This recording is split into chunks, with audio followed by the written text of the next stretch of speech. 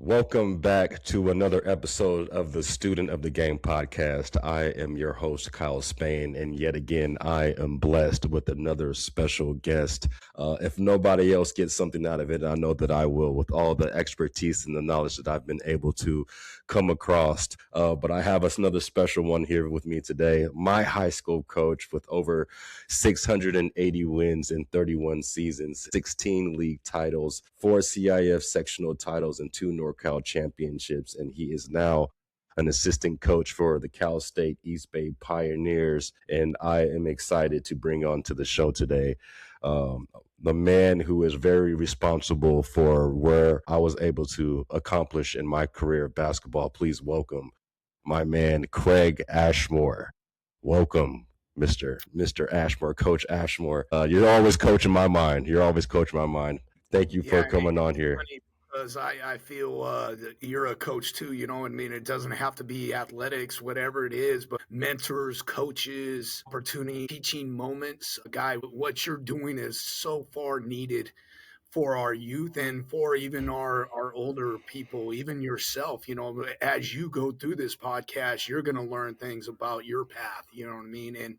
And how there was no one sitting in your seat for you. And that's really a big chasm in what we don't have for kids. And me being at East Bay right now where I played, we had great teams. I wasn't good, but we were really good. And we were nationally ranked. This is a first year in 5 years that we're top 12 or 10 and up. We're playing a style that I like. And more than that is there's kids there that are on that edge where they don't have anything like you. You know what I mean? And I think they are almost in a worse situation because you were at a higher level where you could see the light at the end of the tunnel of like, okay, I'm gonna play, whether it's 2 years, 4 years, 5 years.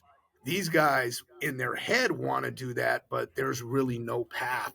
So they have to understand there's an after hoops, whether they go into coaching, financial, whatever their major is, now it's lifetime. The bad thing about athletes is we love our sport. Can we love our profession? You found something that you love now that inspires you, that gets you up. You know what I mean? But a lot of them, it's an afterthought. Hey, I'm going to take this major just because I kind of like it, but I got to stay in school. But then now when I have to do that, it's very tough. It's very tough because where do I find this intensity, or where do I find this kind of like bond? Because there's the passion. you look at military people and there's guys that are like, hey man, in boot camp, me and him are boys. It's like family. Why? Because it's stressful situations. A lot of coaches think team building, hey, let's have some pizza and go do a ropes course. But you know where the bonds come, where things are hardships or I'm injured, or how is guys going to take care of me when things aren't going so well? We lose 5 in a row or whatever. So I think sport, and then for you to be that bridge to that next thing, what is your sport? You know what I mean? Like I'm lucky enough to shoot. People are like, why are you coaching? Why do you retired from coaching? Why do you go up to East Bay? But it's that feeling like I drive up there fired up to coach. And then, gosh, I don't have to fundraise. I don't have to grade check. I don't have to do Right. All our young assistants are getting food and getting the vans. I just hop in the seat. I coach my position group. I do, the presses and some stuff like that. And I just build relationships with kids. You know what I mean? And what I want a lot of times is these guys are like starving for that. I'm coming from where spiritually and soulfully I want to connect with you. Basketball is just the icing on the cake, dude. If you're 0 for 5, I'm still loving you, dude. I'm high fiving.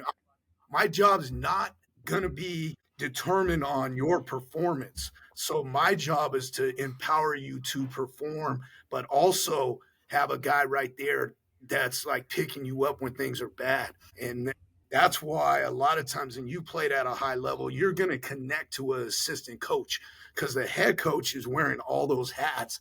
Yeah. His job's on the line at times. So his is performance based. Mine is people based. You know what I mean? when we're 0-5 or we lost 3 in a row, I'm just finding ways where we can empower and feel confident to play and make the game fun again. You know what I mean? Because Yeah, look at losing teams, body language bad, mad at each other, mad at themselves. You know what I mean? And ultimately, you don't perform well that way. Don't exactly. perform that way. Yeah, absolutely. I wanted to rewind back, before we started on the air. You talked about you getting into this coaching position at a higher level, and you're learning more, you're getting more experience, and learning more about what it takes for athletes to succeed at this level. And I just learned something in this past couple of minutes as far as connecting to an assistant coach. And you focusing on building relationships. And this is actually something that I've been hearing over and over again about basketball. And even for myself, I've come to realize that basketball is, a stepping stone, a platform that students or athletes can utilize to open up other doors to other opportunities. And this isn't the end all be all. And that's Mhm. why I'm trying to shed light on that. So let's talk about like what you've learned, being at Cal State East Bay, as far as, just the level of the expertise and the stuff that you've learned. Because I've always, I mean, obviously I was young when I was playing under you, and I've always felt like you had college level expertise. But what have you learned being at the college level now? Well, the greatest thing is my best friend, he's player development, the head of player development with Dallas Mavericks. He's been with 5 different NBA things. And when you were in high school, he was probably a college coach, you know what I mean? So I would always go and look and read through those things and try to sharpen your tools, get smarter. Because I think in high school, that please don't take this as disrespect, not to you, but to the Yeah, no, of coach. course. There's a lot of bad high school coaches. They're not very good. And I think if you have a certain amount of expertise and you have good players and you create a culture, you're going to do really well. But you also start thinking, it all. Like my way's the right way. You know what I mean? Mm, And what I found through humility and through going up to another level is when a and B are the same players, can you get B to be better than A? You know what I mean? And that's yeah, where I like it. You know what I mean? Because can I make it easier? Can I give them little tools to empower them? Because a lot of guys, I use this analogy all the time. Like you watch a little third grader and they're racing and the kid loses and the dad's all, you got to run faster. Yeah, that's obvious. You know what I mean? But what yeah, is it? yeah, Hey, let's work on your start or let's work on this. And I think a lot of guys go player development, but it's not into what really is going to be applicable. Like I'm throwing a yes, ball off a wall and I'm doing all this and my coordination's better, but I don't get no more buckets in the game. And I, yeah, I don't shake. So there's a lot of things where it looks good and it's a drill guy. And I try to look at how can I get this guy that shoots the ball really well, maybe a split second quicker with his footwork or something like that on how to catch the ball. He's already a shooter. I'm not changing him. I'm just trying to empower him to be, instead of a 30% shooter, maybe a 50% shooter, and I think the first time that it happened, I got in 2013. I coached the Nike Global Games, and I coached really really, 3 lottery picks. Played, you're coaching for USA, so yeah, you're coaching. There's 4 USA teams in the regional, but you're playing Africa, England, China. France was really good. Canada was really good.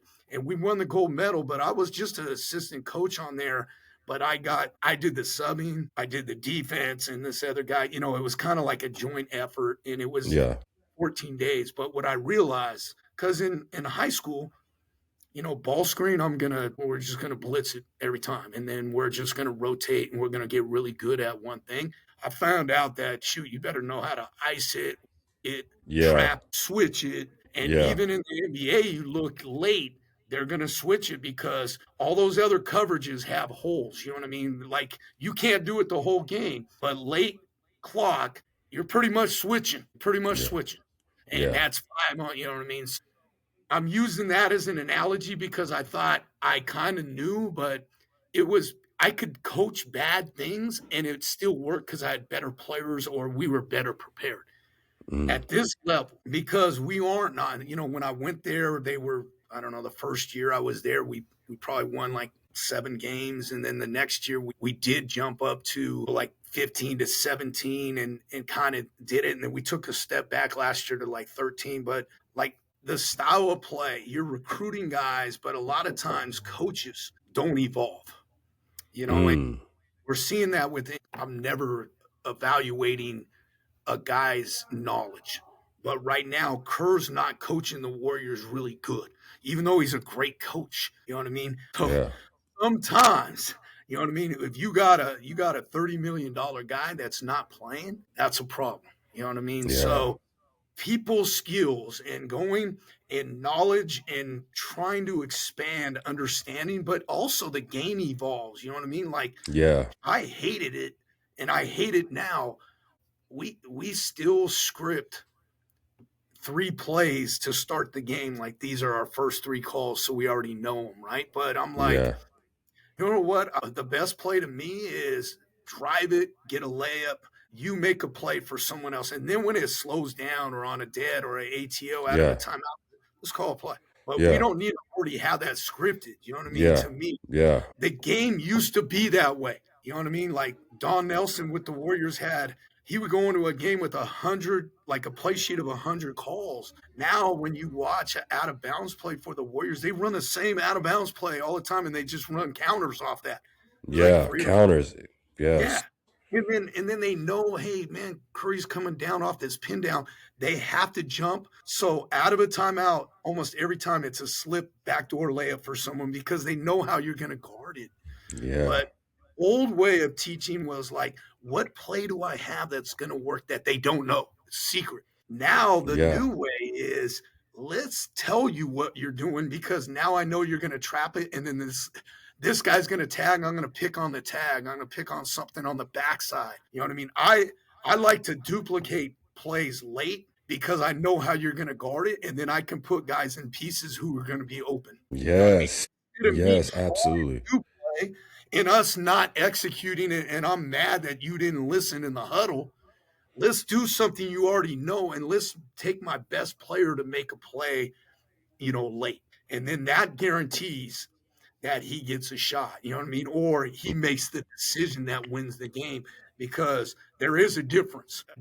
Dallas is out, Kyrie, and they were out, the big kid too. And my guy was like, man, we played great, but we lost so many close games because we don't have a killer late. You know what I mean? Yeah. Every team has a guy that's the guy. You know what I mean? And Yeah. even that guy is probably only 30% successful late, but there's still a guy. You know what I mean? That's gonna Yeah. take, it's gonna make tough shots, get to his spot, get fouled, whatever it is. And you can look at it. You look at the great teams, and when they win the championship, the great player is great, but the third guy, that guy that gets the benefit, the Aaron Gordon that is now a freaking beast. But when they Yeah. won it, he's over there. You know what I mean? They're doubling off. He's going to the front of the rim and just getting it and just tough. But now his skill, shoot, he's good. You know what I mean? Yeah. He He's went evolved. from great to kind of elite now, and he's freaking swole too. Yeah, yeah. He's definitely an athletic Ooh, beast. He's definitely ooh. definitely nice. He's evolved his game. He's taken his athleticism and added all the pieces to it, and now he's a monster. Absolutely agree, Coach. What are some of those tools that players can focus on to try and level themselves up? Because it's always easier for the athletes or the hoopers that are gifted with talent and that are already in the rotation. But like you said, an important factor, to have a deep bench, right, is to have those B players that are trying to get to that next level. That are trying to bring their game up to that A status. What are some of those tools that you are trying to teach these athletes so they can go to this and apply them so they can better their game versus them getting discouraged and they're sitting on the bench just waiting for their opportunity to happen? How can they take action? Yeah, and I think part of that is on us, right? And like I'm a big. Most coaches want to play 8 guys. I want to play 10 to 12. In the second half, I'm going to narrow that down. In the playoffs, I'm going to narrow that down, whatever that is. But if you're a 12th guy on a typical team, you're not seeing anything. You know what I mean? So you could be Yeah. getting better, but you really don't get an opportunity. But even if I got 4 minutes and I come in and I miss two threes or whatever it is, when I'm talking to you now, and last game you were 0 for 5, but you want more minutes. I'm like, hey, you got 5 minutes, but you're 0 for 5. Like I'm fighting for those minutes for you, but you don't really performance wise get that. I want you to stay aggressive, but you have to do something when you're 9, 10, 11, 12. You have to have a positive stat. If you come in the game and turn the ball over, you get scored on, you don't rebound, your minutes right here. Hmm. So it's not even a large thing. It's not like guys think, oh, if I score, whatever. But if you come in and take a charge, you come in and dive, you change the perspective of the game. You now have a role. And then your role can expand as you get more minutes. But Hmm. you on the court, hey, I don't care that you have 40 at practice. You know what I mean? You're the 12th man. You're not going to get in. The guy in front of you is better. But Yeah. I also think coaching wise, when you have more talent, I mean, sometimes you only have 8 or 9 guys that can play, but if you have a few of those fringe guys that can play, giving them opportunities, even if it's short, you know what I mean? A minute, two here. Can they impact? Some guys are just, they'll come out and they're gamers. You know, like Yeah. we have one guy, and when coach recruited him, and I'll leave him nameless, but I was like, this guy's not very good. He's not good. And last year we wanted to redshirt him.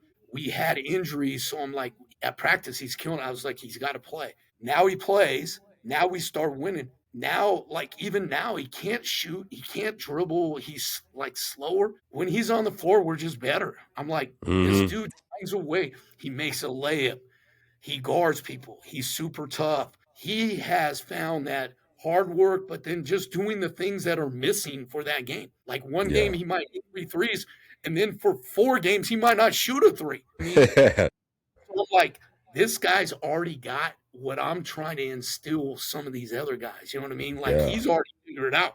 He's like, every player comes, hey, we have these individual meetings. What can I do for you? Hey, how can I get in? What can I do to get more playing time? You know what I mean? And Yes. head coach, you don't want to burn. I'm brutally honest with most guys. You know what I mean? Because Yeah. my job won't depend on it. I think if I was a head coach, though, half our dudes would quit because I'd be too hard on them. Because I'm like, Yeah.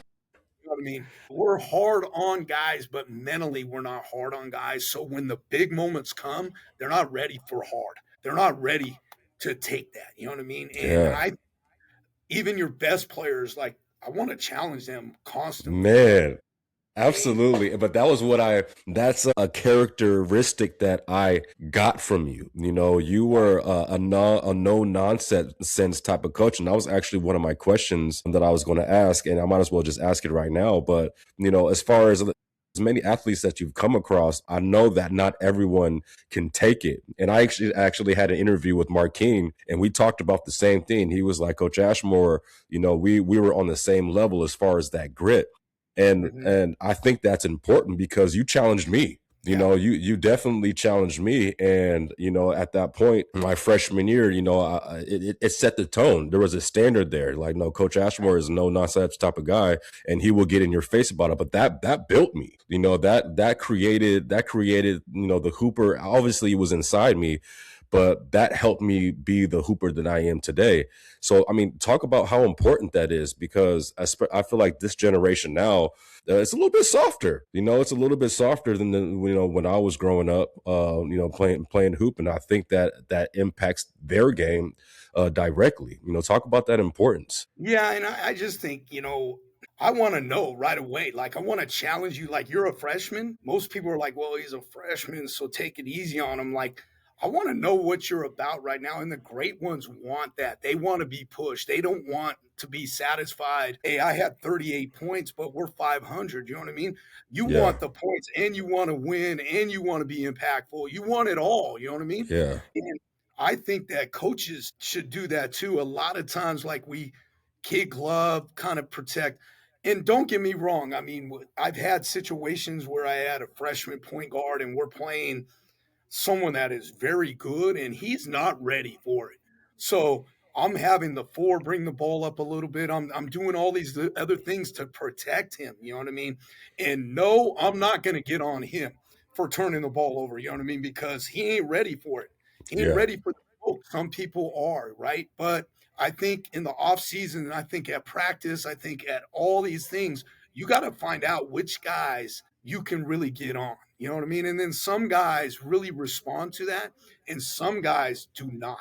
And I felt in my, 38 years, if you count 2 years of girls basketball, 40 years of coaching, there's been about 3 good players that I made worse because I'm on them so much they were scared to mess up and stuff.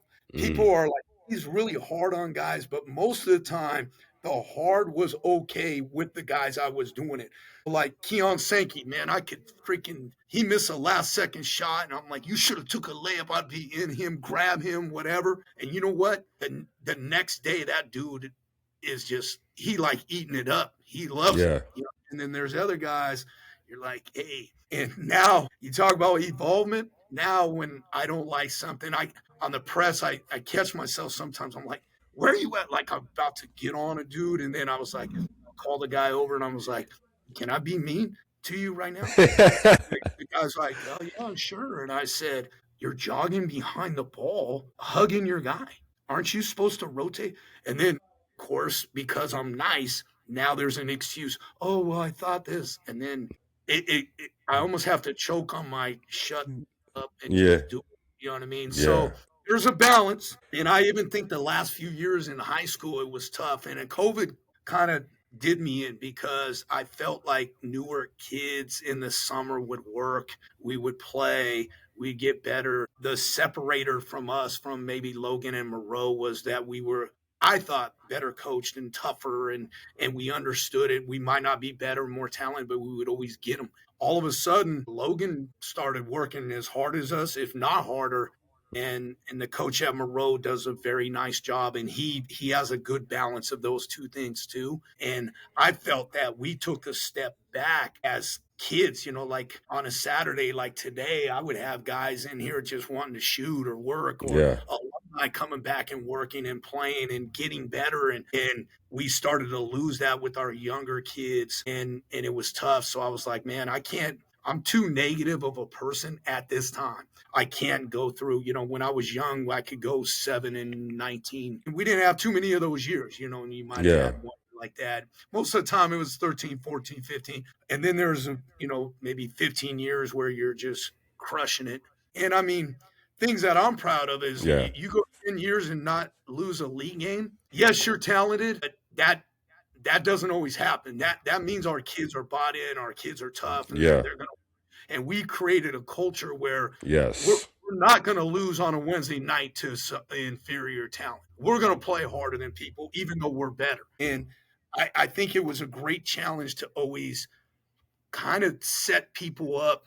You know what I mean? To do it where we're just going to play harder. We walk in ready to win, but then also we're going to prove it every night. You know what I mean? And I think that is a great quality of you, of me, of people that are successful, because we're not satisfied with, I'm pissed off half the time when we win by 20 because we didn't play hard. Yeah. Yeah. So Standards. now, as we evolve, sometimes you're not in that situation. I mean, every coach in our league is like really good. Our head coach is really good. Can I move him to change in some of his practice habits are better and all that? It's not that I know better. I just think I'm connected to the kids better. You know what I mean? Hmm. At times, I'm like, dude, just a tiny thing. He now on travel days, we practice at home. We always traveled and then got off the plane and then practice, and the kids Yeah. hated it. Like, coach, they don't like it. And we don't get a good practice, and it's only an hour and a half, and we're in their gym, and all of a sudden, like the lights aren't on or something's wrong. So it's Yeah. okay for a shoot around. Hey, practice your butt, get on the plane. Now, when you get off, all you have to do is eat, watch some film, and then you're cool. So simple. Then on the shoot arounds too, like we had this, it's like 90-minute, like it's kind of hard, it's stuff. And I was like, let these guys the night before just go there, and some guys shoot some free throws, some guys are shooting, kind of just more mental relax. Yeah. Guess what, man? the next day we're like fired up, you know what I mean? But the NBA has done that. They don't practice. You know what I mean? They don't Yeah. practice because you just know it's just such a grind that if I wear my body out, one of the nice things I went and watched Milwaukee when Jason Kidd was there, my buddy was there, and they had a lot of their stars on the GPS thing on their practice jersey, basically heart monitor movement. But more than that, how much like after the guy, I don't know, I guess so much running, they're like, this guy can't practice anymore, get off his feet. So, you know what I mean? It wasn't just Yeah. judgment like, hey, we got to rest him a little bit more. It was very scientific in how much, hey man, he played 40 minutes last night. He only gets 10 minutes of practice live today. That's it. You know what I mean? They already know. And I think that's huge. That's one of the things that I got way better at because we were so much more talented when Markeem played that we could practice 4 hours the day before a game because in the game he was only going to play 10 minutes anyway. You know what I mean? Yeah. Like our practice was tougher. But as you got later, I'm like, you got to manage load. I know Kawhi did it and everyone's mad at it, but there's a certain perspective to that Yeah. where to back nights, your body, you know that. I mean, we play Thursday, Saturday, so that one day turnaround. That's why I'm like, hey, some of our guys, like on that Thursday, if we can get them at low 20s, not 30 minutes, then we can get them to Saturday. You know what I mean? And then that Friday, Yeah. let's go easier, more walkthrough shots, like just get the body going and really take care of the body, man. It's a tougher thing, I think, because most guys they want to go hard because it feels good. If I went Yeah. hard at practice, I'm more prepared, but Yeah. my body might be broken, you Yeah. know? Man, so that's definitely a balance and perspective, very strategic approach to all of this because I do hear a lot of players that, even in the NBA that are not the happiest with load management and, want No, to get more work in. And there's two sides to that. When you were mentioning, getting into the practice and the players not really wanting to practice. And I get it because I was that player, who wants to go get off the plane and then go practice. But I do mhm, understand there is some type of preparation when you do practice on their floor, getting acclimated with the depth perception and just the feel of the floor, just in the environment. So there's a lot of taking and giving and a lot of pulling and grabbing, and a lot of factors that play into being successful at that level. So that's very interesting perspective. I mean, and shooting to me is huge because you get in big games and you go play in the Coliseum when you're a high school team. St. Mary's okay, it's a high school gym, but Yeah, you get in some of those arenas, man, and guys just can't shoot. yeah, Even our gym floor compared to maybe you're playing at American so much shorter, whatever.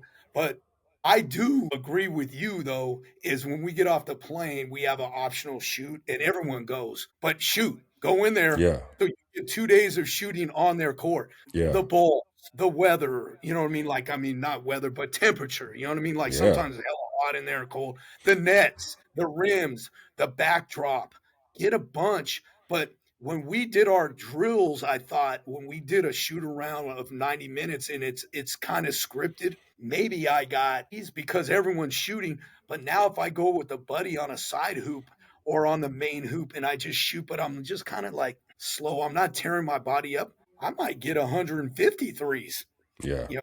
So yeah. maybe I'm getting a little bit better bang for the buck. You know, they're not game speed shots, but Right.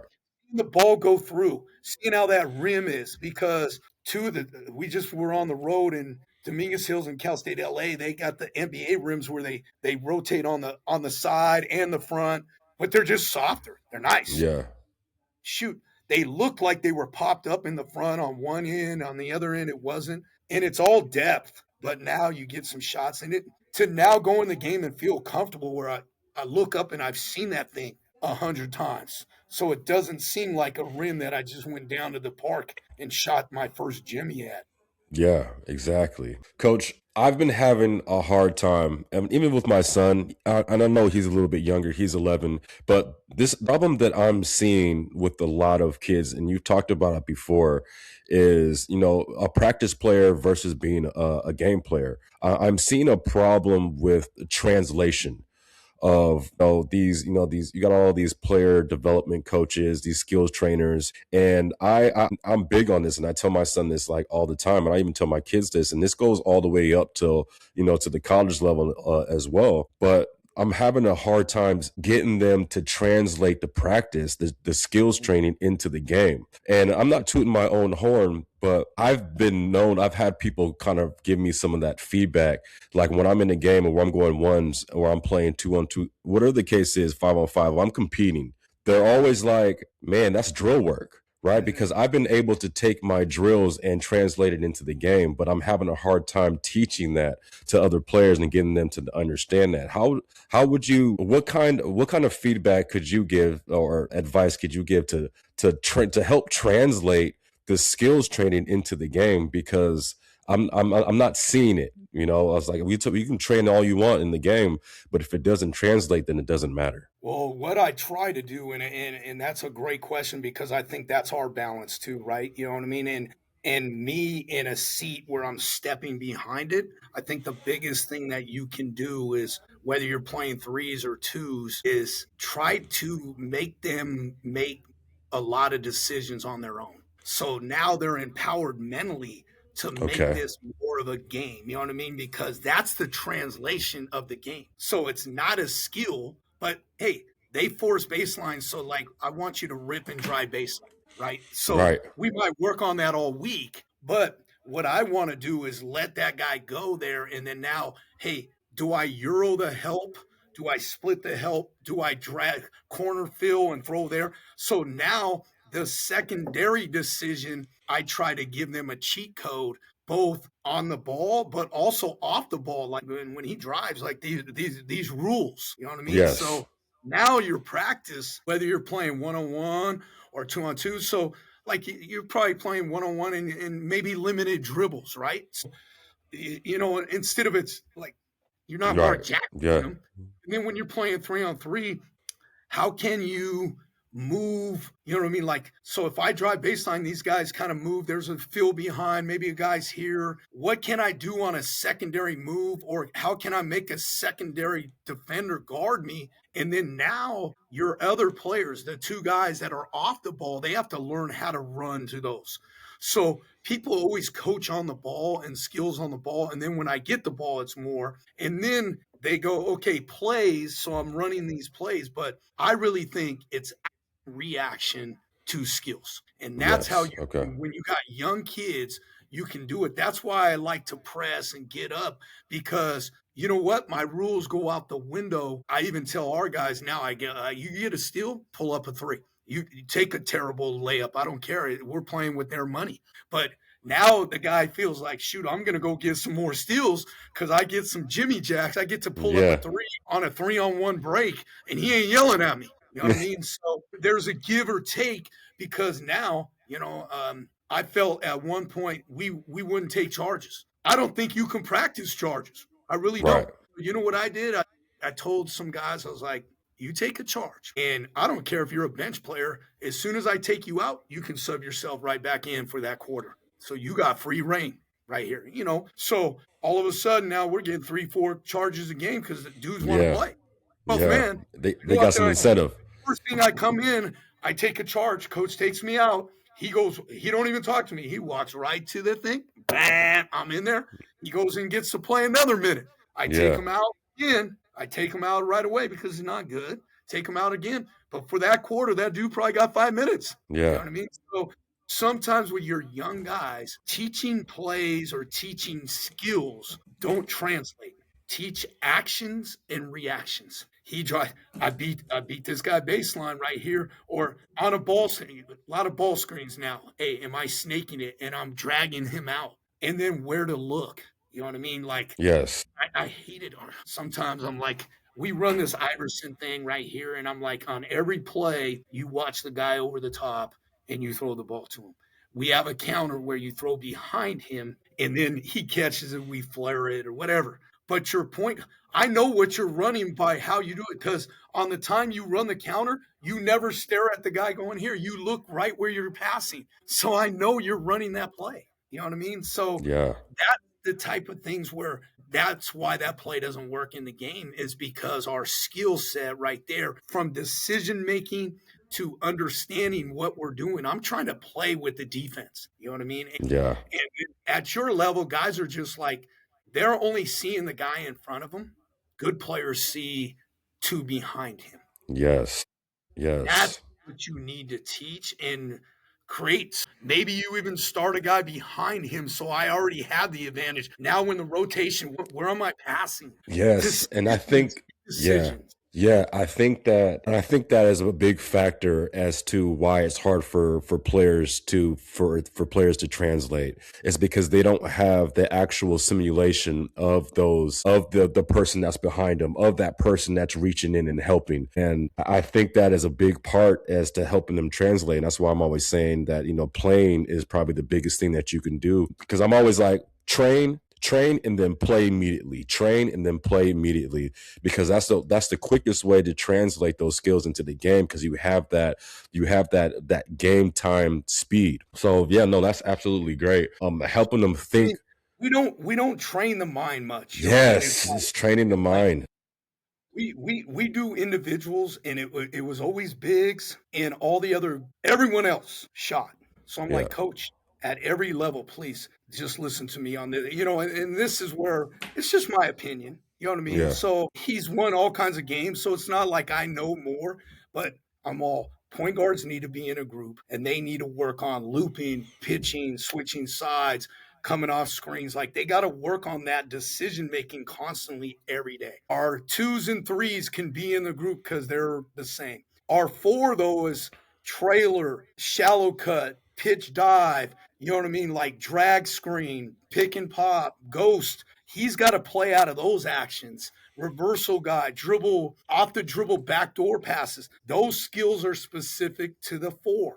Even taking the ball out, like running, looking long, and so on. And then, of course, everyone works with the bigs on like what they're supposed to do. And I think that a lot of people don't work on a skill set for bigs against the zone. You don't post a zone, you dive it, you lob it, yeah. you High pocket it, post. Yeah, right? You skip it, you flash it. So yeah, that needs to be, worked on too. So like, and we do that with our bigs. But our point guards don't get individual work on those things other than when we run offense and play, and they're coached. But they need 5 to 10 minutes every day on those translation, and they're not absolutely. 11 years old. I mean, one guy's a redshirt UOP Division One kickback. The other guy's a great point guard, and that's why I'm always like, you drove baseline, where's your eyes? And he goes, well, I hit the 45. I said, you stared at the 45. I said, your eyes should be on the corner field. And then now you never look at 45s because the guy is staring at your eyes. You can pocket that and get a dunk right on his head right there. So where are your eyes? Where are you looking? How you drag the ball out? Yesterday, Yeah, we had a player who's really good, and he got a rebound and he's dribbling up and he goes to switch sides, but he stays in the middle. So he gets the ball knocked. I'm like, get outside the volleyball lines, dude. So then now there's a weak in a strong side. When you're in the middle of the floor, everyone's in the middle of the floor. So if you get to a side, now you can skip the ball, you can refuse ball screens, you can go, and now you're not feeling like a guy's coming up from behind. This is not a like over the top where you're breakaway layup. This is off a rebound where guys are in transition. You never see anyone dribbling down the freaking middle of the floor. They might start wide and then hit the nail and go down and dunk on someone, but you can't dribble down the middle of the floor anymore. Dudes yeah, are too. I mean, you got to at least go elbow extended. I like volleyball extended, but I also like man. point guard over dribble, and people don't like that. I think when people deny out, I want to create a 2-on-1 with the point guard and the five, and Yeah, lob them up. And I want my first option, my best player, stay away from him. Let him, someone helps and he kicks. So now his first pass is always an assist. So he's got 5 assists. He's got 20 points. The ball's in his freaking hand, whether he's a point guard or the four.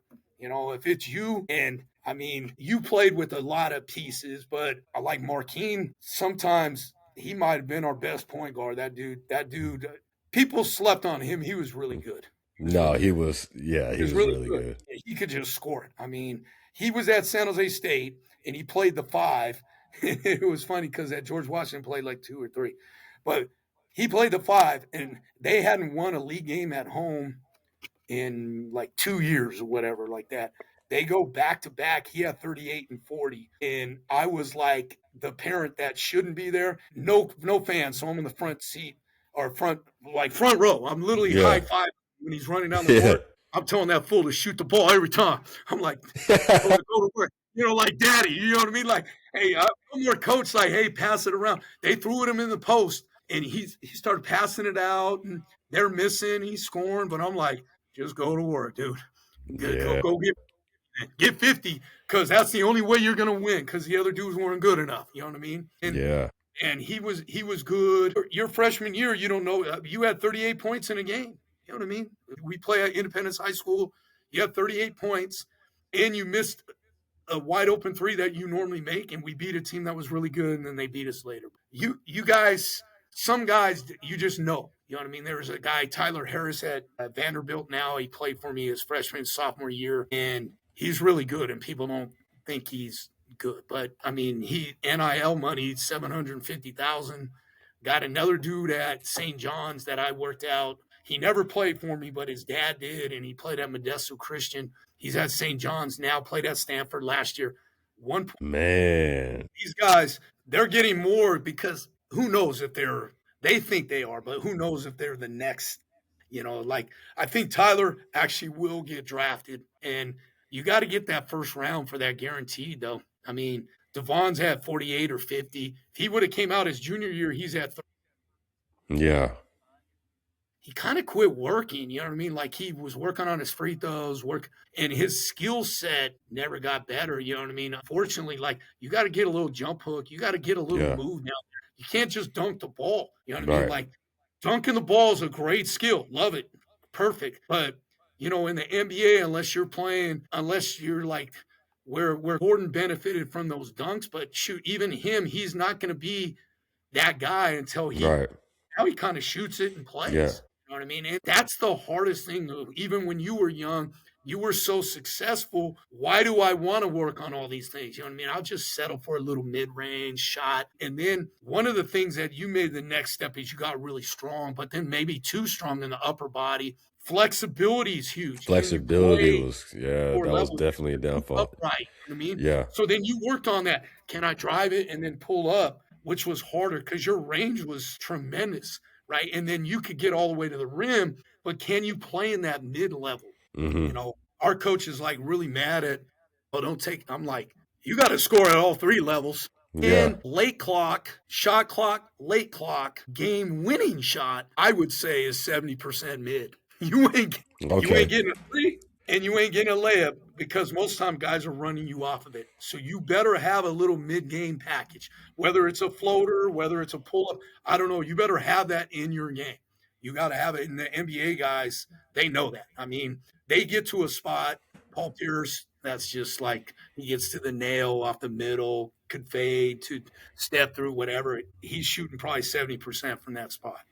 Yeah, I mean, man, that's good. That's good stuff. Yeah, no, I mean, being able to score on all levels. My next question for you, coach, is what is it that you look for in a player? well, I mean, obviously at our level, maybe skill, athleticism, but I just I like winners. You know what I mean? So like Yeah, kind of what we're talking about. Can guys have a mindset of to do all those things? That's why like my favorite player is the kid that I was mentioning. He just knows. Like yeah, one practice, he'll dive on the floor 4 times. You know what I mean? And he's not doing it just for a show. It's just like that's what we need. yeah, And so I love those. I mean, and then can I get Kyle Spain to be an NBA player? Can I get Markeem Chandler? You know what I mean? It's like, can we play a style to highlight your best player?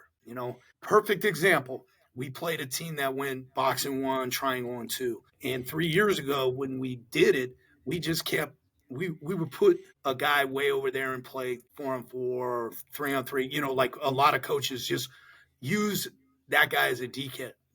But I said, Coach, your best player now is pissed off because now every time we play them, they're going to box in 1, and he ain't going to touch the ball for a whole half. So he needs to be part of the solution. It doesn't mean he's going to shoot it and score it that yeah, night, but we got to do it. So I had this little thing where they run through these screens, they threw a floppy, catch it, cause switches, cause the guy that's guarding him to get blasted through three screens all the time. Yeah. Well, then now I'm not over there just chewing on your gum and bumping you and laughing Yeah. at you. You ain't getting the ball. I'm getting hit all the time. Yeah. Now I'm like, yeah, boxing one, but I don't want to guard this because I'm Got it. great. And Yeah.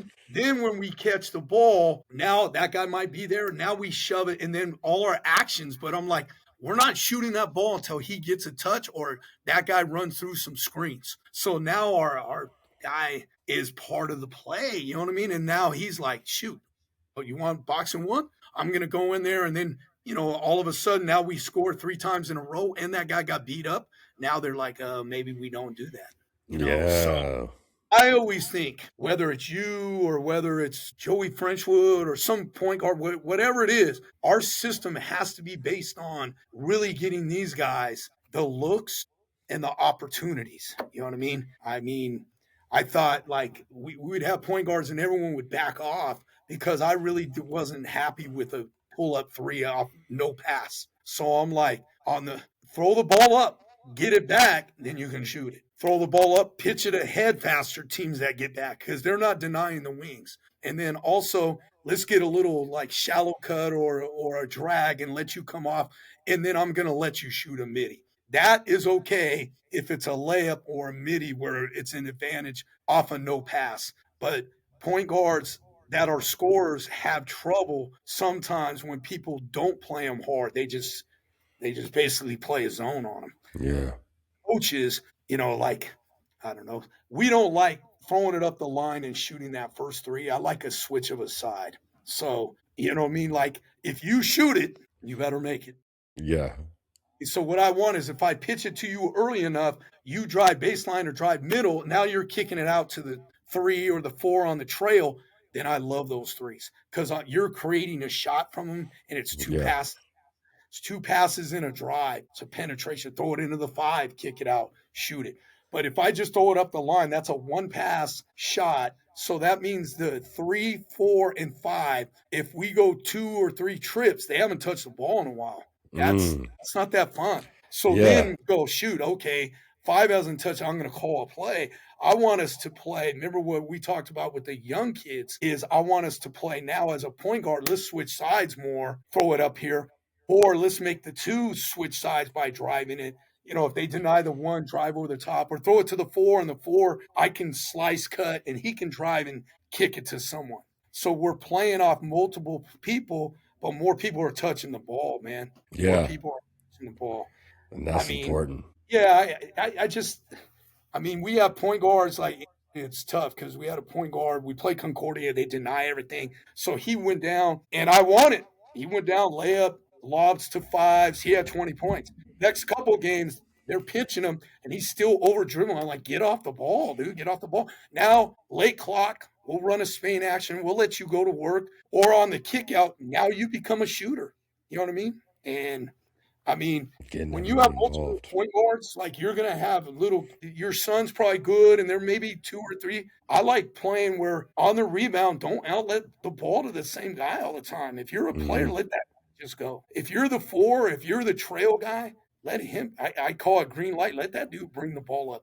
Let's play Yeah. through actions because now, shoot, everyone goes and denies the outlet. He just busting it out. Like one of the hardest things to guard is a big guy. That's why like Luca and all those guys, they're not fast, but like everyone's running out to shooters and they're dribbling down the court. And then if they Yeah. come up, they pitch it ahead. If not, they're able to get in their bag right there because they're the best players. Yeah. Yeah. And that's It's fun. It's fun. I mean, my son's NJB team was terrible. So we had to play where it was simple. And then we realized that I think I got a way better coach coaching youth because I would go to the gym and refs would like say stuff to me like, hey, that's illegal or whatever it is. They basically didn't know who I was, which is fine. It's okay. It's all right. But and then the guy that's beating you who didn't know anything, he just had better players talking shit. yeah. You had to be humble and you had to get this piece of clay that was terrible. Because we were all the kids from Kennedy. I should have went NJB north. I guess we went south, but we go 500. We start trapping and getting in guys, and then I just let dudes jack. I'm like, if the best shooter, every time you're just shoot it. I don't care. Like, and then if we drive it, like 2-on-1s, just go. I mean, just go. And if you travel or whatever, just super aggressive. Super aggressive. We ain't running nothing but actions. And Yes. reverse ball and jacket, spread everyone out, go downhill. Someone helps you throw it out. And I don't care if you were the worst player, shoot it. Shoot the Yeah. ball. Shoot the ball. And then all of a sudden, dude's getting better. Because now when I'm getting the ball, I'm not like, hey, you never shoot. Only this guy scores 20. Every guy's shooting, scoring 6 to 8 points. You know what I mean? And now we're beating good teams. You know? Yeah. Getting everybody involved. Absolutely. Oh, and then, Giving and everybody then some a little bit of you confidence. have to be very simple in, hey, on this, you got to look. Hey, doubles come in here. As soon as you dribble here, you got to look over your shoulder because they don't have the skills. So you're teaching the mind at a Yeah. lower level. That's the best thing you're going to do with your son is he's going to be skilled and he's going to be good. But can he know the game? Like, oh, what are they doing? Are they icing me on Exactly. the so I'm looking pocket, I'm looking split, I'm attacking the five. Well, they double me. In the double, there's always one guy that's crappy. Drag his ass out. Just keep Yeah. dribbling.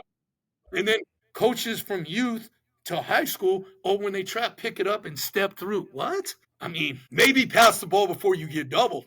But once you're doubled, the worst thing you can do is pick the ball up. I Yeah. mean, but I guarantee you, from third to 12th grade, 90% of the coaches are telling them to pick that freaking thing up. Pick the ball up. Yeah. No. Like, I don't know. I mean, you know, teams don't press. We do. We press the whole time now. But most teams, they'll go 2-2-1, little, hardly anyone presses.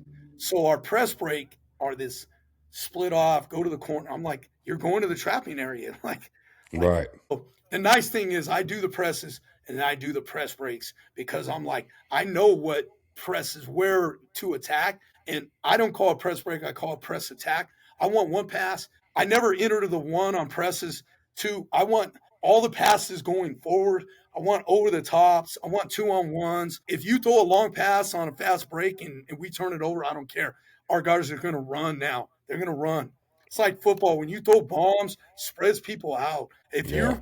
trying to break the press 40 times by throwing it 3 passes and hitting the middle and taking your time, and then now you get there with 12 seconds on the shot clock, and then they heat you up again, shoot, no way. Let's go. You want to press us, we're going to play faster, and we're going to get 2-on-1s, and we're going to attack your press and go downhill on you right there. So, hey, maybe you get a steal, but we get 3 layups. So you get one steal, we got 6 points, 6-2. We're winning right there. And we're winning mentally because our dudes are not going in the game jabbing. We're throwing haymakers at you. We're dunking on you. Then we're going to press and get in your face a little bit. Yeah. Yeah. Attitude. And that was gonna be my how much time you got left, coach? Hey, let's go about 5. Yeah. Yeah. All right. Well, last question, then we're gonna have to do another part two, man. I had a Okay. feeling this was gonna Oh, go a bit longer than an I'm hour. sorry. Hey, you don't know. Just when my daughter, the connector, there's just, I mean, you're going to find this out because you're going to do this and you're going to connect to a lot of people. But there's just amazing to me the paychecks that you get from connectors. Like this right here will make my day, dude. It will make my day. Being in Brendan Erickson, 2000 team, I was just in his wedding, Sert's wedding. I've been in Yeah. 10 weddings now with my players. We had 4 dudes from East Bay now. They didn't even invite the head coach. They're like, "Hey, Ashmore, come on through." You know what I mean? It's like, you know what I mean? But Relationships, man. Yeah. got it, dude, because attitude and connectors and connecting a guy, moving a guy to become a boy to men and equipping him with things of talents, education, spiritually. All the things you're giving right now is way more. It's almost like a second parent. You're like a mentor, dude. You're gonna Yeah. do things for people to equip them because you're doing it through sport, but it's not really sport. It's through your Yes. relationship. Yes. And because you've been down the road, you know some of it. You're like, man, I was ill advised. Hey, do this, do that. But what you found, the best thing you're going to find, and you're going to make them hunt, is find something you can do for a long time that you love. You know what I mean? Yeah. That's why it's so important when you married who you married. It's not a 5-year plan, dude. We're Yeah. long, right? It's Yeah. my kids. long year plan. Same thing with Absolutely. shoot. I come down, like people are like, hey, you could retire next year. I could retire in November, full pay. It gives me nothing more to finish next year out, but I'll finish next year out because this is my like home. This is my spot. Like Newark to me means something. Newark is Newark. You know what I mean? Yeah, And I know to you it's not, but to me it's like of course. big deal. You are family. A lot of people are family, and the reason was because we were connected in Newark. So Yeah, it means a lot to me. It means a lot. I drive through this mug. This is my like house. Like you ain't gonna disrespect it. This yeah, is my house. Kids, even kids in PE. I'm gonna be hard on you. I'm gonna be very polite and nice because it's a different generation. But you ain't punking me in my class. You know what I mean? You yeah, ain't putting headphones on and being rude. There's accountability here because I'm like a parent right now. I'm gonna hold you accountable. You don't get to be a gangbanger punk in my class, dude. You're all right. I'm gonna love you. I'm gonna do whatever I can, but you ain't gonna punk people. yeah. That's the Ashmore that I know. All right, last question, coach, and then we'll do a part two.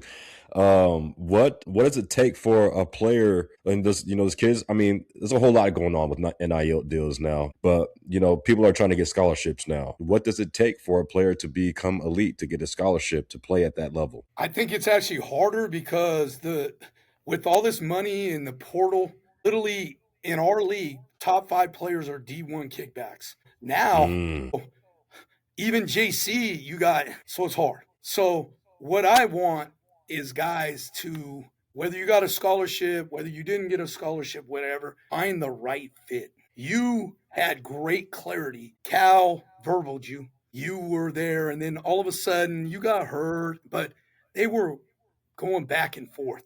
mm-hmm. Never go somewhere, even if you're getting NIL money, even if you're getting a scholarship, never go to a situation where they just aren't so happy to have you. And there's a spot for you. You know what I mean? Because we got like a 10th guy where he's frustrated because he's not playing, and you know what I mean. He had every opportunity, but there are 3 threes, and he's the worst one. So maybe he shouldn't have came to our spot, Yeah, or need to bump him to the 4 or the 2. I need to give him, you know what I mean? I need to tell coach, I need to empower that kid's journey to yeah, help him out. But to answer your question, work hard and don't make the payoff be the scholarship. The payoff is the experience. The payoff is the mental. The payoff is the connector. The payoff is the pride. The payoff is the maturity in you as a person. Because if you're doing all those things and you're a hard worker, you have character and all those, they translate to everything. They don't always translate to a scholarship. I don't control that, you know. yeah, And I have coached a lot of guys where I felt they got snubbed. You know, they didn't get what they wanted. You know what I mean? Like, yeah, prior to you guys, we had great guys, and our program just wasn't what it was. You know what I mean? And yeah, then 2000 kind of did. Even Marquine, he got it through AAU. And then I'm different than the high school coaches. If you're AAU, if your mentor is Kyle Spain and he can get you a scholarship, I don't care. Most high school guys want the credit for it, like, oh, I don't want to play you, you play with me. And now it's changed a little bit, but they want the credit for development. You know, everyone had a hand in your development. You know what I mm-hmm. mean? Maybe mine is 10%, 5%, 20, whatever. Everyone, including your mom, showing you going to work at Macy's and busting her Yeah, butt to do that is development. yeah. And I that's love what that. I want kids to focus on. So your kid's a great kid. He's going to find his mate. You, as a parent, can look at those things and give options. But him as a player, just play and be in your shoes, in your spot. If you're at Newark on a Saturday morning, be the best player at Newark that day. You know what I mean? Don't worry down the road like I need a scholarship, I need this, because people are very narrow sighted. They don't see it. Sometimes you got to get to where you want to get through a big curve. You know what I Yeah, mean? Yours was Cal. No, it wasn't. Mine was not being a coach. I want to be an athletic trainer. But then when I'm taping these football guys' feet that are worse athletes than me and they're rude. I'm like, screw this, man.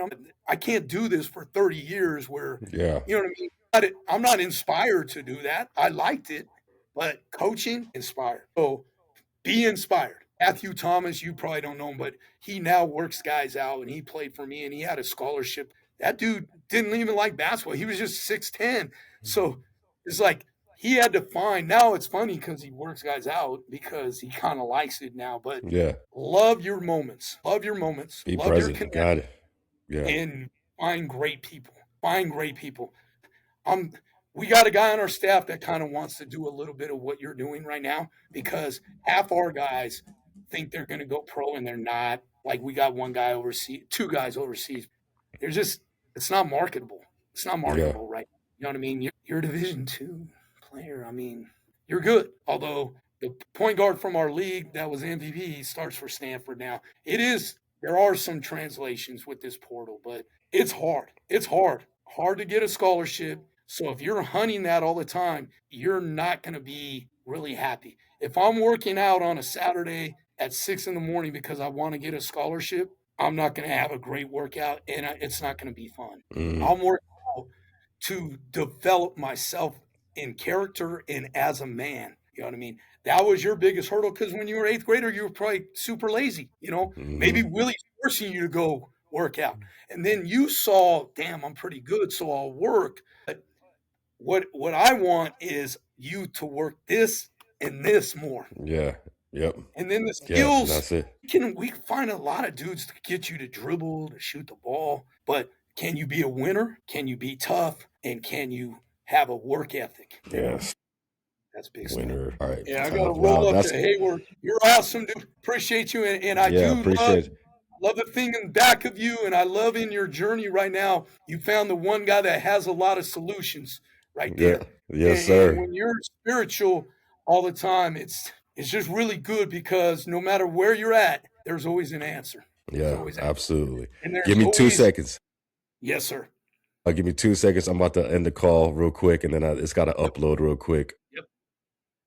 But thank you guys for tuning in. Stay tuned for the part 2. Craig Ashmore, Coach Ashmore at Cal State East Bay Pioneers. Checking him out, learn more about him. Phenomenal coach and person, dear to my heart, and a very big part of my life. Tune in for the next one.